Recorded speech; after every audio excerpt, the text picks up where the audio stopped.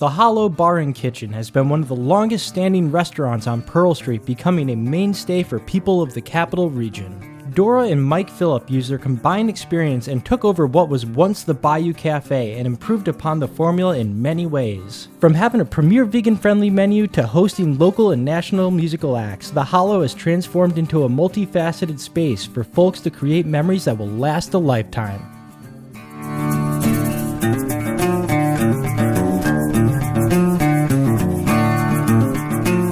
I don't think it was ever our intention to start a business in Albany, New York. It just kind of worked out that we did.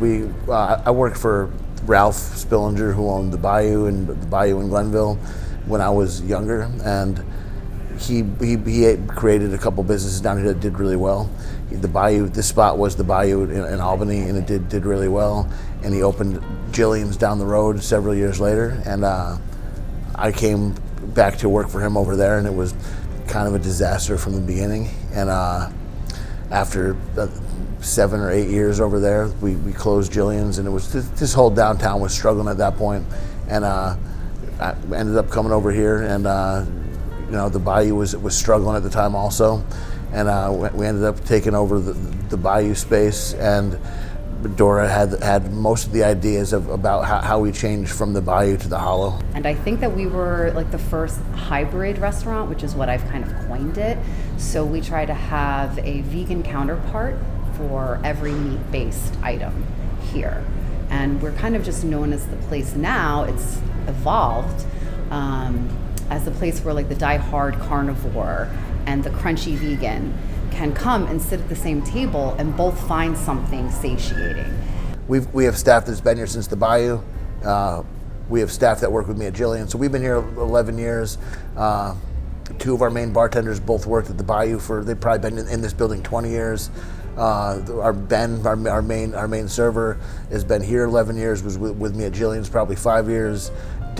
Our main dishwasher was with me the whole time at Jillian's, the whole time here. That's 17 years. Yeah, we have very little turnover, and having very little turnover and staff, it's definitely beneficial. It definitely means that you have a lot of people that can do stuff, that can help out, that know how things are supposed to be when you're not here. We had gone back and forth with a bunch of names, and we're trying to think of a name that could be, that would sound okay as a venue. Like the Hollow Bar and Kitchen sounds like a restaurant maybe, but like you don't want to say the Hollow Bar and Kitchen when you're promoting live music, so it was kind of like the Hollow.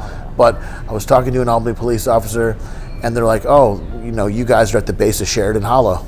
Like Sheridan Hollow is like, if you go up that way, it's Sheridan Street, and there's something called Sheridan Hollow, and apparently like this is the very bottom of it. Area. And we're kind of like, Sheridan Hollow. The Hollow sounds like a pretty good name. Because when they were on their CDs and asking like for their area, it's, I'm at the Hollow, I'm down the Hollow. So that's what happened, and it came out to be the Hollow. So if people don't know that history, that this is considered Sheridan Hollow, and there's Sheridan, street over there. So Sheridan Lane, I want to say.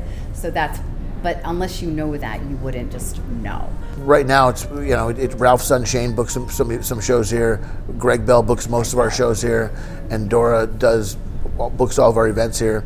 And it's like we go from having not enough shows to having too many holds and not able to book parties because the dates are that's always an ongoing work, trying to set a calendar back here when there's multiple people that have access to the calendar and multiple people that can reserve dates. So we're trying to keep the balance where we can still be an active music venue, because we want to still be an active music venue, part of our identity. But at the same time be able to book weddings and rehearsal dinners, and because special events is really where we've seen the most growth, and where we've kind of pushed our business in that direction, because it's kind of, I don't know, it's the best business that we do. I think it's the most satisfying, it's the one that probably is the most lucrative.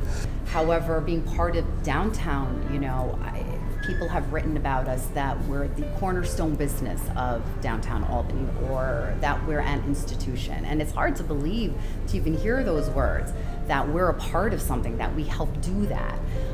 So it's really a gift, and it's just an honor to if that's what people think of us, and that's how people feel about our business. And I think like if you called my phone number, it would say my phone. It still has the Bayou Cafe in my phone. Like, it's hard to imagine that we've been here 11 years, and that was so long ago, and that all the businesses that were here 11 years ago when we started have all closed down. Like, there's other than McGeary's, which is kind of a little further than the little area over here, there's no places that are here anymore.